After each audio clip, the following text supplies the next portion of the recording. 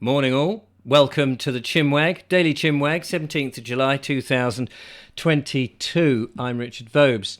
Thank you very much for all the comments and all of that. It's a Sunday as I record this, and no lovely Julia. Sorry about that. It was lovely to have her in the studio, and she'll be back again. Have no worries about that. Rest assured. There we go. Conflating the two phrases and coming out with complete nonsense, which often I do. However, I hope you will forgive me. Today, I want to talk about, have you changed your opinion on the virus, on the vaccine, on the mainstream media, and on the government? Come to that shortly. But first, I just want to answer a few of your comments that you've put in here. Alice Foster says, regarding why do the haters keep coming back? Alice Foster says, and it's awareness that creates your reality. Have I just come in halfway through that? No, that is actually what it says. And I can recommend Neville Goddard books. You may well understand the function of your body parts, but have you ever wondered what your imagination is for?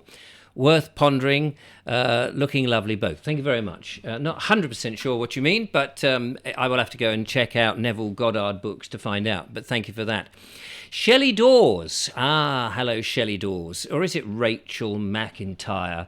Or is it the BBC executive or executive producer? Or is it one of the numerous different names that you, as my favourite troll, gives me? The only reason I'm tolerating your comment in today's show is because you made a comment yesterday, and that's what, the day before, and that's what made Julia and I think, why do haters come back? Shelley Dawes obviously doesn't like what I do. Used to like just the walks, didn't like the fact that I changed into different things. And if I've got this correct and I've assumed the right person who this is, and I think I have, she really doesn't like it if I actually highlight her comment, funnily enough. But I am, and it's there for all public to see. She really doesn't like me doing my own thing. I feel somewhat jealous, or is perhaps her life is so empty that she is one of those people that has to type and become a keyboard warrior. This is my opinion, by the way. You may have a different opinion, and you're well entitled to it. She says now in relation to why the haters come back, because clearly she doesn't like what I do, and I wondered, why do people like her, or is it a him, come back time after time after time, clearly not actually enjoying the content, but watching it and enduring it, and then feverishly writing something about it. I notice your account was started in November 2020, about the same sort of time that the previous account was knocked off. Interesting that, isn't it? Anyway, she says, he says, whatever, whomever this person is, says, man goes on public forum delivering controversial viewpoints, including those about free speech, gets negative feedback, whines about it. Really, he is the most thin-skinned, needy baby. Has been for at least 20 years. Julia will find out. All his past friends and relationships have. Why 20 years? That's a curious statement. Are you implying that you've known me for 20 years? Is that what you're trying to do? In your previous comment, you said I had something like 200 channels. Show me the man or woman who has about 200 channels, and I will be incredibly surprised that there are people out there with 200. Maybe you exaggerate somewhat, and you obviously like the letter 2 and zeros. 20 years, 200 channels, I don't know. Why do you come back? That's the question. That's what I find fascinating. I don't care that you come back. You can watch it. Oh, by the way, you're probably going in the idiot box now, but I know you'll be watching. But why do you come back? What is it about me and the Vogue Show and the Bald Explorer that makes you hypnotically come back as if I must watch the Vobes, I must watch the Vobes, I must watch the Vobes?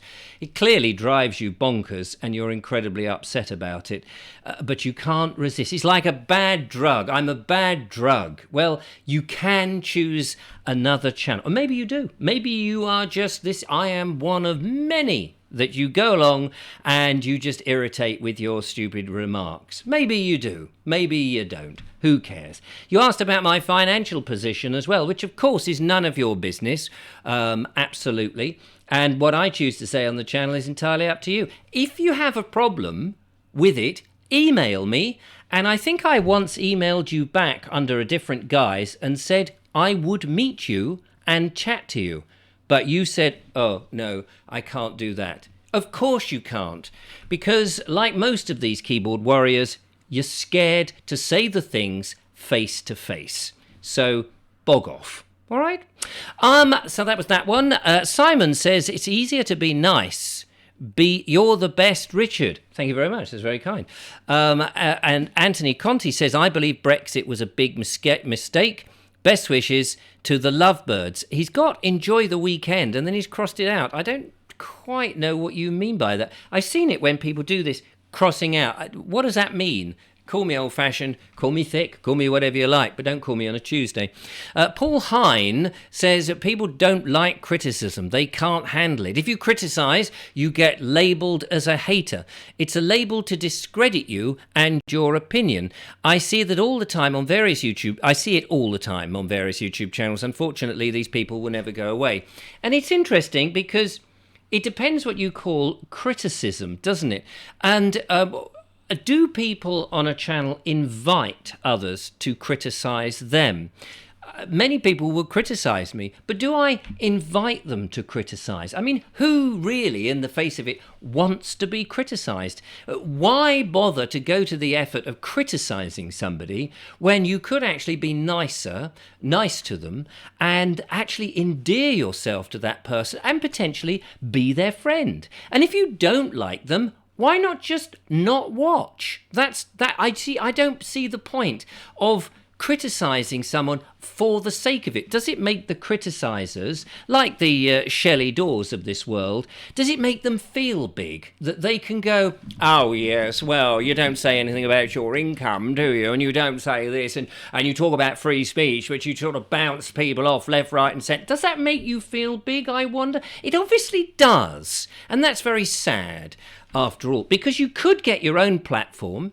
You could go onto YouTube and have a good old moan about things as much as you jolly well like. You could do that, but you choose not to. You choose, like all of these trolls, you choose to sit there and go, I'll tell him, yeah, that's told him. As if people like me give a monkeys what people like you think about. So, bog off, would you? I know you won't, because it's a drug, but I don't care, it doesn't really matter. Myth Ilesh Rathod, and I know I pronounced your name wrong, and I apologise for that, and I hope you accept it, says, sad to know that there are haters. Well, of course, not everybody's going to like everything. There's a lot of things that I don't like, a lot of things that I hate. Yes, hate. But I don't go out of my way to make life irritating for them. Well, not too much, unless the name is, Dawes. And I'm not talking about Diana either.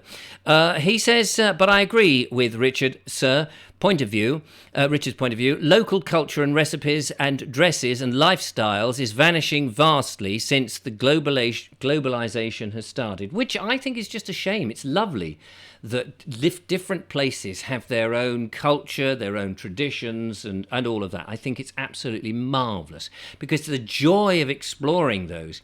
But if everybody moves into one place and you're all just one amalgamation, all of that is lost. You can't have a culture in which you are truly this if everybody else has mixed into it, because then you're a bit of this and a bit of that and a bit of the other, and it just comes out as a sort of grey mush. And grey mush, to be honest, is a bit boring. Unless, of course, you are a grey mush sort of person who loves a lot of grey mush. But I'm not. So there you are. Volvo Mojo, what a lovely name, Volvo Mojo, says, I agree, people used to dress up more stylishly to go out, especially to the theatre, before the advent of television. People used to go to the flicks. People used to go to the flicks quite often, however. Yes, that's true. I guess it was a bit cheaper back in some days. I mean, originally, I suppose it was quite expensive. It was quite a novelty to do that. Trev Travels by Narrowboat says, I could buy Wrangler jeans in the US for $16, but I believe that they're not made there. They're made in China. And that may be true. So what's the point?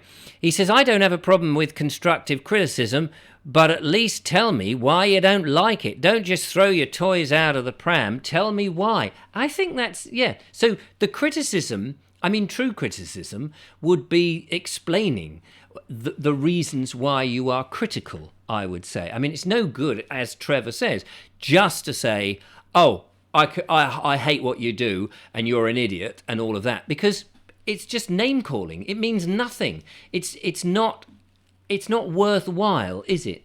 So yeah, I totally agree with you that. And I'm mine or Imine, is it? I'm sorry. Sometimes I admit I'm not very good at the sight reading of names, but anyway, Imine. I'll go with that. You can correct me if you're wrong. People still think, so Imimime says, that somebody from this political class are going to change things. Unbelievable. We are waiting for people like you to wake up. But wake up and do what?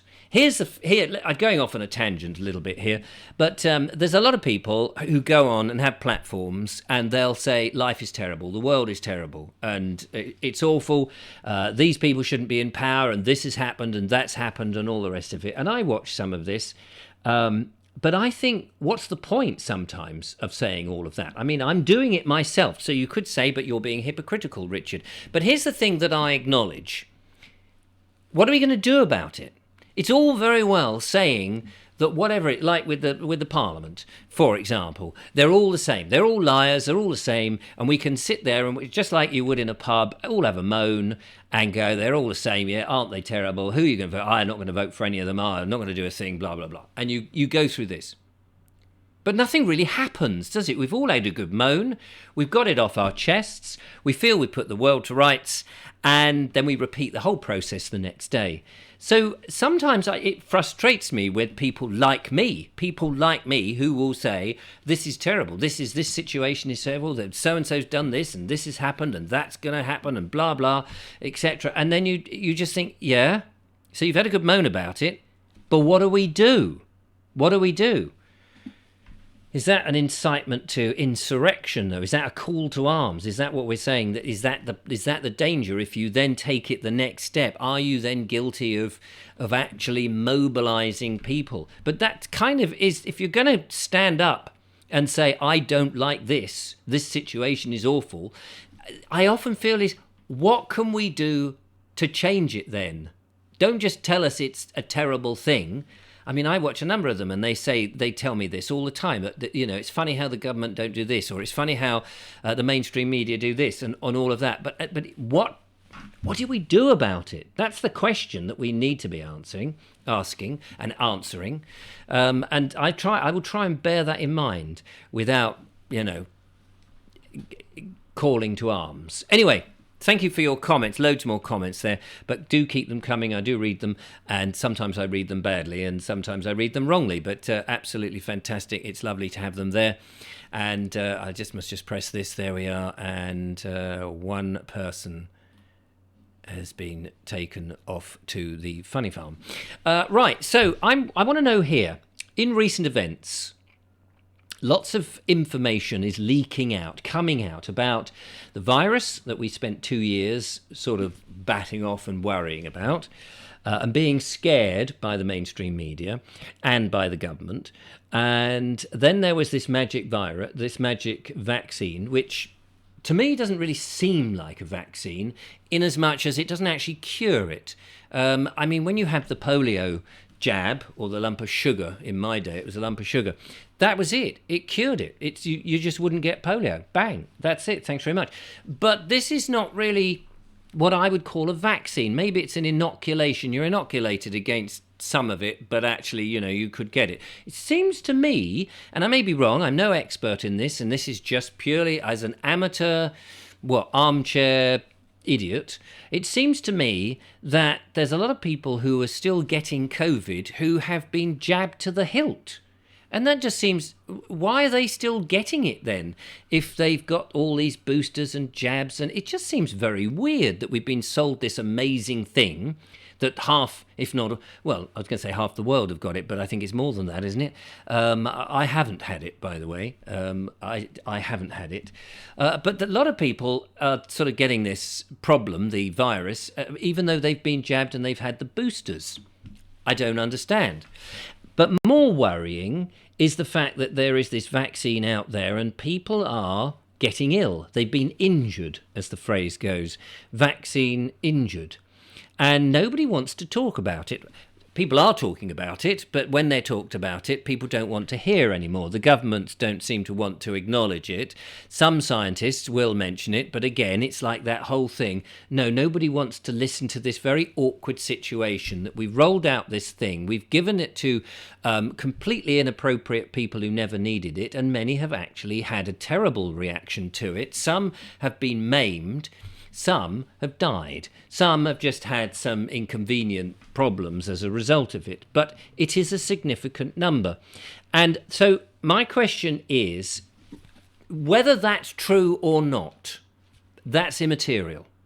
I just want to know, have people changed their view, their opinion on the virus, on the vaccines, on the government's idea of locking us down, and what was the other thing, of the mainstream media's insistence of it. A lot of people went along with it, you see. A lot of people went along with it. There were, many of us, but a very small number of us, a minority, a significant minority, who said, wait a minute, I'm a bit concerned about not only the virus, I'm concerned also about the vaccine, about giving particularly pregnant women and young children something that has not yet had a long test, that we're using new technology. We're not quite sure what the results are, and yet it's being mandated, it's being given to people and encouraged when the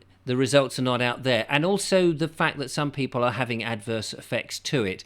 And in the case of children, there is an absolute certainty that some children will die if they are vaccinated. And they've admitted that yes, there will be, it's a very small, it's tiny, but some people will.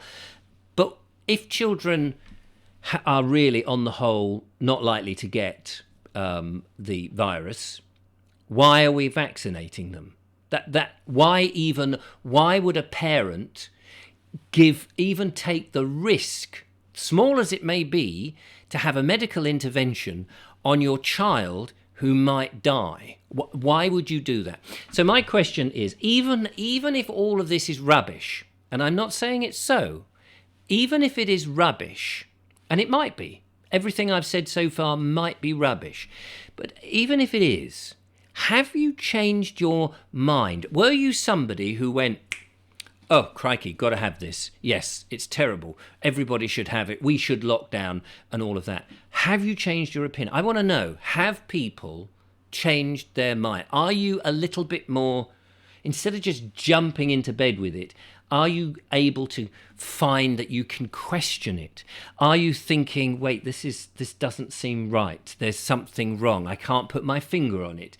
Or are you still 100% with the government, with the pharmaceutical companies, with the mainstream media who are telling you, no, it's safe, have it? I'm just interested if you've changed your mind and why. And here's a question I saw on Neil Oliver's programme yesterday. He asked a very interesting question about the runners for the Prime Minister in this country. Where was the MP who wishes to become Prime Minister, who would say, if you vote for me, I promise we will never lock down again. We will never mandate against giving people a vaccination, particularly one that hasn't had long-term tests. Where was that MP? Where was that candidate for Prime Minister? because I missed that. I missed that trick. And thanks to Neil Oliver, it's true, isn't it? I want somebody in government who's going to promise not to lock us down, who's not going to get rid of cash, who's not going to enforce us to have digital money which can be tracked, who's not going to take away our freedom of speech. Where was the candidate who would absolutely promise that we could say, wait a minute, you can't introduce those bills because you promised that you wouldn't do it? Your comments, of course, very interesting. Please keep them coming. May not manage to get a show on Monday, or if I do, it'll be a little bit late for various reasons. But thank you very much for listening.